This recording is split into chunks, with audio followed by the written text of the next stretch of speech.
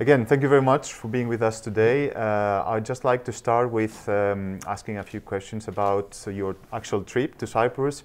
If I'm not mistaken, it's in the framework of the celebrations for St. Patrick's Day worldwide. Yes. So if you don't mind telling us a little bit about your journey and your main Yes, goals. so obviously St. Patrick's Day is a very big day for us in Ireland to mark the feast day of our patron saint, and an opportunity for us in Ireland to reach out to our very large diaspora around the world.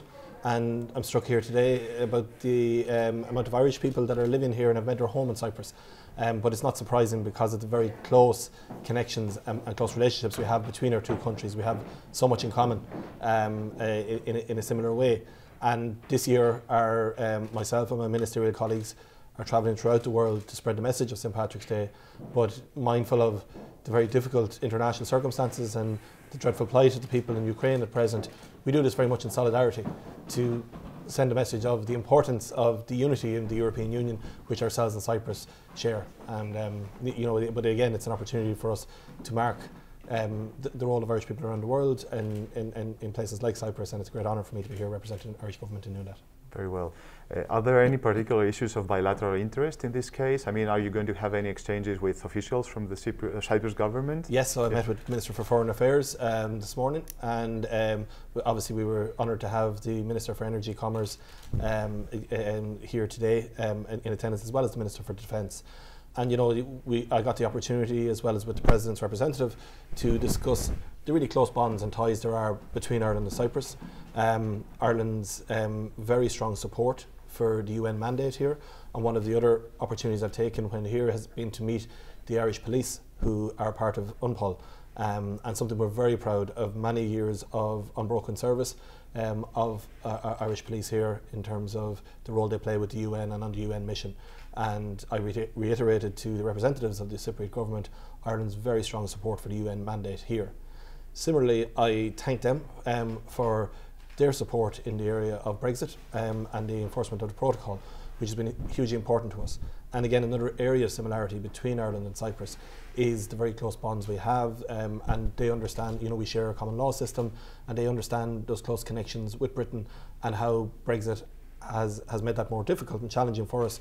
So we share a lot of the goals and desire of having as close a working relationship with the UK after Brexit, between the EU and the UK. And we share those goals and we work together as part of that in the EU. Mm-hmm. Very nice. And as regards your particular portfolio as Minister of State for Research, Development, Farm Safety, New Markets Development, if I'm not mistaken. That's right. Are there any, I mean, you referred obviously to the current crisis in Ukraine, and there has been a lot of discussion about the repercussions in the areas of wheat, of fertilizers, etc. Is this something you have already been working upon, or you have been coordinating with partners as well within the EU? Exactly. Look, the supply chains are interrupted by this conflict, but the challenges we all face as a result of this conflict pale into insignificance when we consider what our friends in the Ukraine are enduring at present, and the awful attack and invasion there is on it. And I took the opportunity with the Minister for Foreign Affairs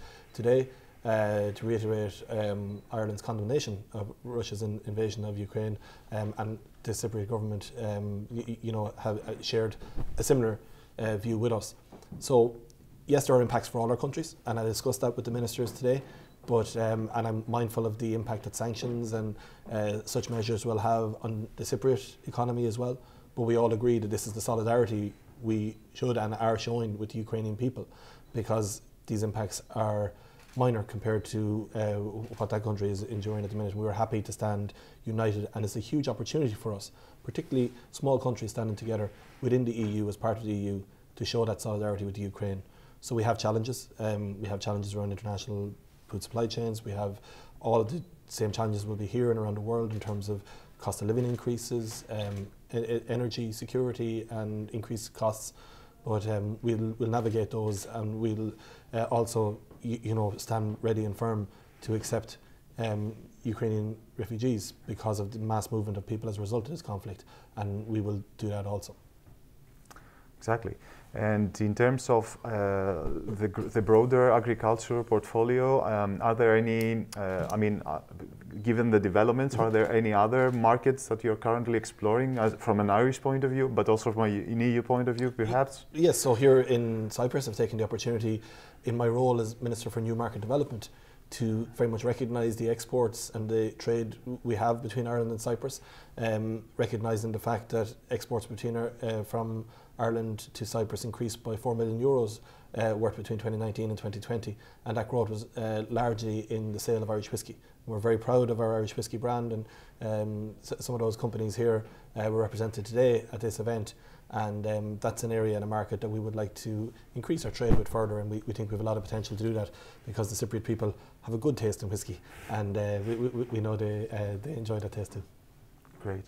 And I know your time here is limited, so may I ask something about Ireland's plans as regards the recovery efforts, and especially the Green Deal dimension that is affecting obviously the agricultural sector as well.